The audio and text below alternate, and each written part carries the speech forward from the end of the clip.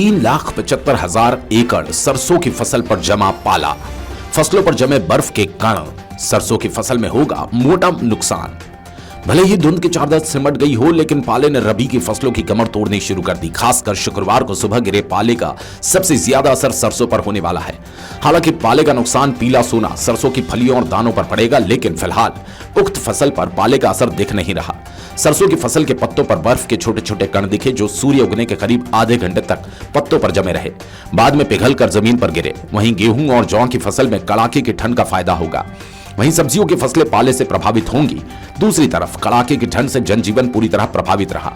सुबह सवेरे 5 बजे पारा 6 डिग्री सेल्सियस था, लेकिन जैसे ही सूर्य उगने का वक्त हुआ, धीमी गति से हवा चलनी शुरू हुई।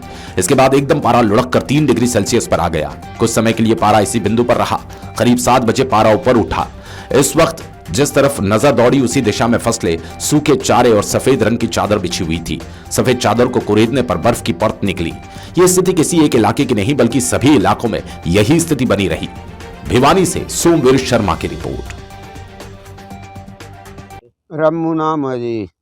30,000 में किले ठेकन ले रखे जी। भी सरसम बोई थी, इसमें पाला पड़े है। इसमें गिरदावरी करवा के न और वो मुआवजा कुछ दिया जा तो सारा लाग गया, ना तो मारे गए। बिल्कुल बहुत नुकसान हो रहा है। मेरा नाम प्रदीप है और खेती बाड़ी में बहुत नुकसान हो रहा है।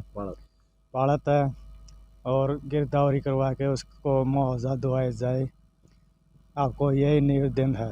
हेलो, मेरा नाम सुनील है और मैं खेती बाड़ी करता हूँ।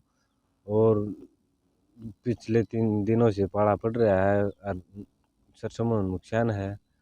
और मैं सरकार से क्या मांग करते हैं? सरकार से यही मांग करता हूँ मुआवजा दे और गिरदावरी करवाए, और यही मांग है।